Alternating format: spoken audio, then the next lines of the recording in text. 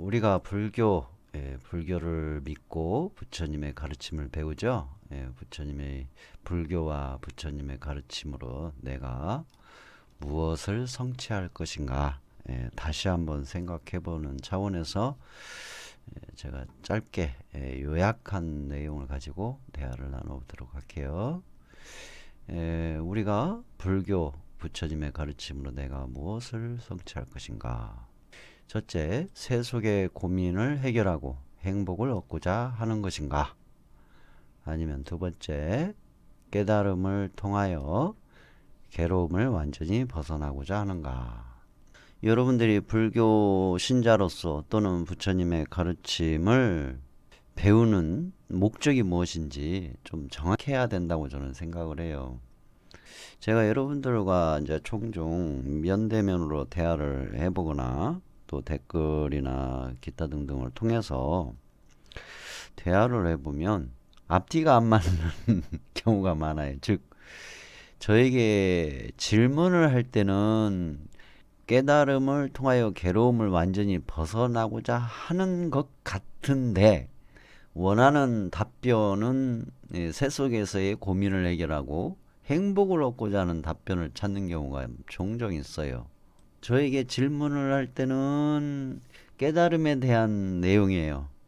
불교 경전이나 또 어떤 법문의 내용을 가지고 저에게 이제 질문을 한단 말이에요. 그러면은 가만히 들어보면은 깨달음에 관한 내용이에요. 그런데 마음속에서 원하고 있는 것은 세속의 고민을 해결하고 행복을 얻고자 하는 그걸 원하고 있는 거예요. 그러니까 저는 이제 질문자가 깨달음에 관한 것을 질문을 하니까 신나가지고 깨달음에 관한 이제 답변을 드려요. 그런데 대화를 계속 하다 보면은 이분이 지금 깨달음 쪽하고는 별로 관심이 없는 것 같은데? 그런 생각이 점차 들게 하는 경우가 있어요. 부처님의 가르치면 어찌 보면은 분리가 돼 있어요. 세속의 고민을 해결하고 행복을 얻고자 하는 그런 분들에게 해주신 가르침, 그리고 깨달음을 통하여 괴로움을 완전히 벗어나고자 하는 가르침, 요 두 개로 많이 이렇게 거의 뚜렷하게 분리가 돼 있답니다.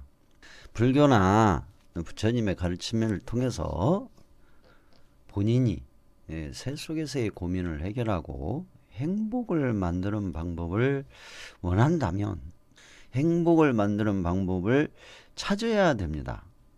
부처님의 가르침 또는 불교를 통해서 나의 세속에서의 고민을 해결하고 행복을 만드는 방법을 불교나 부처님의 가르침을 통해서 방향을 잡아가지고 그쪽 방향을 찾으셔야 되죠. 그런데 전혀 이거하고 관계없이 깨달음 쪽을 계속해서 공부를 하고 있거나 찾아간다면 본인이 원하는 것을 이루기는 더 멀어져 버리는 경우가 있어요. 예. 이제 흔히 또 이렇게 얘기를 해요. 깨달음을 위한 공부, 수행, 부처님 가르침을 공부를 하면 세속의 고민도 해결이 되고 행복을 만들 수도 있다라고 얘기하는데 많이 분리돼 있어요. 예, 목표점이 다르기 때문에 그 부처님의 가르침 자체도 분리가 돼 있답니다. 그래서 이 두 가지 중에 첫 번째인 세속에서의 고민을 해결, 그리고 행복을 만드는 방법으로 첫째, 업의 통찰, 자신의 현재의 삶과 상황을 알 수 있는 업의 통찰이 이루어져야 돼요. 업을 확실하게 정확히 알아야 된다는 얘기죠. 그러니까 세속에서 나의 삶의 고민을 해결하고자 하고 행복을 찾고자 한다면 현재 자신의 삶과 상황을 이 업으로서 통찰을 해야 된다. 그리고 둘째는 인과응보 통찰이 이루어져야 되겠죠. 내 삶의 고통과 괴로움과 행복과 자유로움을 알 수가 있어야 된다. 그러니까 현재 내 삶, 세속의 삶의 고통과 괴로움의 고민, 그리고 행복과 자유로운 삶에 대한 원인인 것을 알아야 되니까 인과응보 통찰이 이루어져야 가능하다. 그 다음에 세 번째로는 인과 연계의 통찰, 나와 세상살이를 알 수 있다. 지금 방송 오기 전에 뉴스를 좀 봤거든요. 정말 이제 말도 안 되는 일들이 많이 벌어져요. 예. 이거는 상식적으로 이해가 안 되는 일이 참 많이 벌어집니다. 인간 사회에서 또 중생들의 삶의 세계에서 정말 말이 안 되는 일들이 벌어져요. 그것을 알 수 있는 것은 인과 연기의 통찰에 의해서 가능해집니다.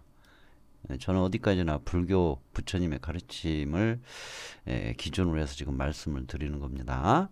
그리고 네 번째는 십선업 생활. 생활의 안락과 행복을 성취할 수 있다. 그러니까 부처님께서 세속에서의 고민을 해결하고 행복을 만드는 방법으로 가르쳐 주신 것이 바로 이 십선업 생활이에요. 생활의 안락과 행복을 성취할 수 있다. 내가 십선업 생활을 해서 생활의 안락과 행복을 성취하는 이유가 뭐냐? 그 원리가 무엇이냐라고 알려준 것이 그 답을 알 수 있는 게 바로 이 업의 통찰, 인과응보의 통찰, 인과연계의 통찰이죠. 이걸 이제 이 원리를 바탕으로 해서 십선업 생활을 했을 때 생활의 안락과 행복을 성취할 수 있다라는 것이죠. 그리고 이제 다섯 번째 신앙생활이죠. 불법승 상보에 기하여서 자신의 부족함을 의지할 수 있다 이거죠. 의지한다. 이게 세속에서의 고민을 해결하고 행복을 만드는 방법입니다. 세속에서의 고민을 해결하고 행복을 만드는 방법으로 업의 통찰, 자신의 현재의 삶과 상황을 알 수 있다. 두 번째로는 인과응보의 통찰, 내 삶의 고통과 괴로움과 행복과 자유로움을 알 수 있다. 세 번째, 인과연계의 통찰, 나와 세상살이를 알 수 있다. 네 번째, 십선업 생활, 생활의 안락과 행복을 성취할 수 있다. 다섯 번째, 신앙생활, 불법승 삼보에 기여하고 자신의 부족함을 의지할 수 있다. 요겁니다. 그러면 세속에서의 고민을 해결하고 행복을 만들고 싶다고 뭐 업, 인과응보, 인과연계를 통찰하고 십선업 생활을 하시고 신앙생활로 나의 부족함을 의지하고 이러면 돼요. 이게 답이에요. 그 이상 그 이하도 없습니다. 그런데 세속에서의 고민을 해결하고 행복을 찾고자 하시는 분이 다른 것을 자꾸 찾아다녀요. 다른 법문, 이런 법문, 저런 법문 막 찾아다녀. 그러면은 이제 앞뒤가 안 맞는 걸 배워가지고 자신이 원하는 거하고는 관계없는 걸 배워서 오히려 착각만 해요. 아, 나는 이제 세속에서의 고민이 해결이 되고 행복해질 거야 하고 상상만 합니다. 현실의 삶은 변화가 일어나지 않죠. 그러니까 요걸 기준으로 하셔서 세속에서의 고민을 해결하고 행복을 만드는 방법으로 업의 통찰, 인과응보의 통찰, 인과연계 통찰, 십선업 생활, 신앙생활로 의지하고 이렇게 사시면 그게 답이 된다라고 말씀드릴 수가 있겠네요. 참고하시고요. 그 다음에 두 번째로 깨달음을 통하여 괴로움을 완전히 벗어나는 방법. 이거 첫 번째가 업의 통찰, 중생들의 상황을 알아야 되겠죠. 왜 깨달아야 되는지 알려면 중생들의 상황, 깨닫기 전에는 중생이니까 깨닫고자 하는 나 자신 또한 어떤 상황인지를 알아야 되겠죠. 그래서 업의 통찰이 이루어져야 되겠고, 그 다음에 두 번째로 인과응보의 통찰, 중생들의 괴로움과 즐거움을 알 수 있어야 되겠죠. 그리고 세 번째로 인과연계의 통찰로 중생들의 세계를 알아야 되겠죠. 내 자신의 세계를 알아야 된다는 얘기죠. 내 자신의 세계도 모르면서 깨닫고자 한다면 그거는 좀 앞뒤가 안 맞는 것이 돼버리죠. 그 다음에 십선업 생활 네 번째. 이거는 깨닫고자 하는 사람이 왜 십선업을 해야 되냐면 바른 견해의 지혜와 수행의 환경을 만들 수가 있어요. 십선업 생활을 통해서 바른 견해의 지혜가 만들어지고 수행할 수 있는 환경을 만들 수가 있기 때문에 십선업 생활을 꼭 해야 됩니다. 필수죠, 필수. 그리고 다섯 번째로 고성제의 통찰. 예. 이 고성제를 통찰을 해서 육도 중생계의 진실을 알아야 돼요.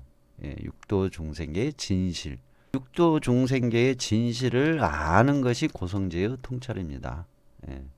그래서 이 고성제의 통찰로 육도 중생계의 진실을 알아야 되고, 여섯 번째, 이제 육도 중생계의 진실을 알았으니까 출리심이 확립이 돼야 돼요. 출리심.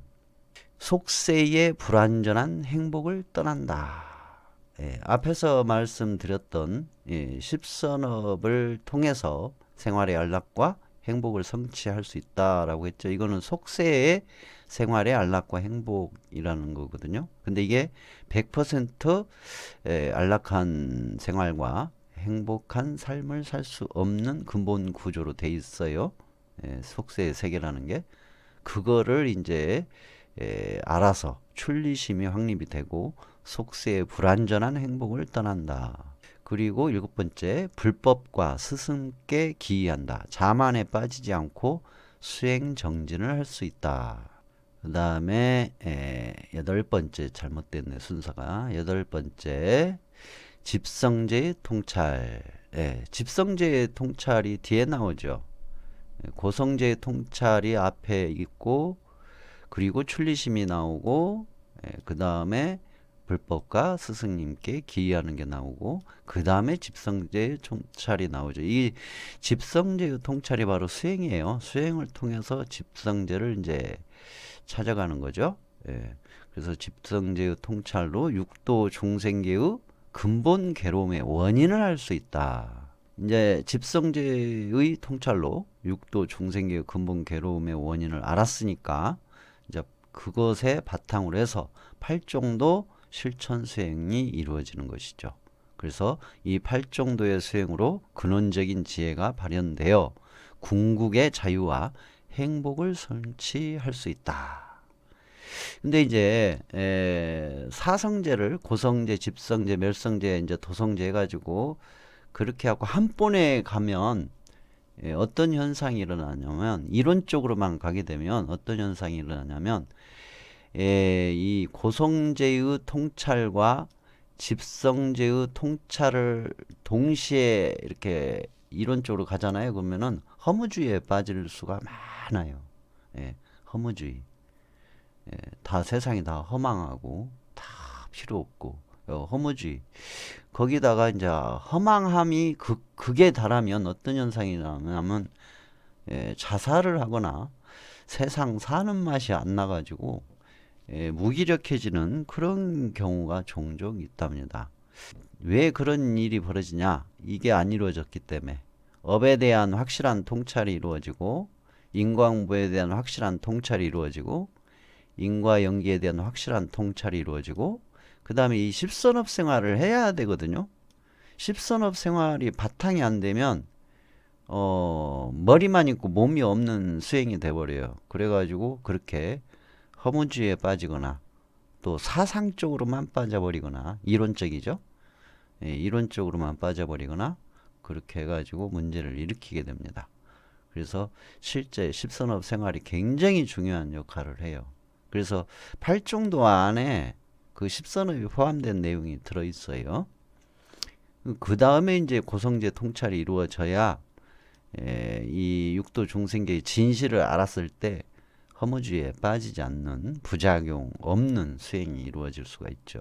그렇게 해서 이제 출리심이 돼야 출리를 해서도 어문짓 하지 않게 되는 거죠. 출가했는데도 문제를 일으키는 경우가 있잖아요. 그거는 고성제의 통찰이 확실히 이루어지지 않았기 때문이에요. 즉 고성제뿐만 아니라 이 부분, 업, 인과응보, 인과연기, 십선업 생활, 이게 또 고성제의 통찰이 확실하게 이루어지지 않는 상태에서 출리만 해서 또는 출가만 했기 때문에 바탕이 너무 안 돼 있는 상태에서 몸만 출가를 했거나 그냥 막연한 그 신비스러운 생각, 상상 속에서 출리를 해서 문제가 되기도 한답니다. 그리고 이제 불법승, 스승께 기위해서 자만에 빠지지 않고 수행정진할 수 있는 바탕을 만들어야 되겠죠. 그리고 집성제의 통찰을 통해서 육도 중생의 근본 괴로움의 원인을 알아야 되는데 집성제 통찰을 하면서 허무주의에 빠지는 경우도 있어요. 그걸 좀 참고하시고 그리고 팔종도 실천, 이 실천이 중요하죠. 실천 수행을 해서 근원적인 지혜가 발현돼서 궁극의 자유와 행복을 성취할 수 있다. 이 팔종도 안에 십선업이 들어있다. 팔종도 안에 십선업이 들어있어요. 그거 놓치시면 안 돼요. 그리고 이제 상황에 따라 기타 경전이나 논서, 율장, 수행 방법들을 참고하셔서 그렇게 가시면 돼요. 그러니까 여러분들이 여러분 자신의 가슴에 손을 얹고 내가 지금 세속의 고민을 해결하고 행복을 얻고자 하는가 아니면 깨달음을 통하여 괴로움을 완전히 벗어나고자 하는가를 자기 자신이 원하는 바를 확실하게 점검하셔서 그 길을 찾아가시라 이거죠. 그 가르침을 찾으시라. 그렇지 않으면 헤매이다 끝나버립니다. 헤매이다가. 그리고 자기가 많이 알고 있다, 또 많이 깨우쳤다, 또는 많이 뭐 자기가 행복해질 거라는 상상만 하다가 끝나버립니다. 그러니까 꼭 본인이 뭘 원하는지 일단 점검하셔서 그것을 향해서 부처님의 가르침, 불교 신앙생활을 하시는 게 가장 시간 낭비하지 않고 잘 나아가실 수가 있을 거라고 여러분께 제안을 해봅니다. 네.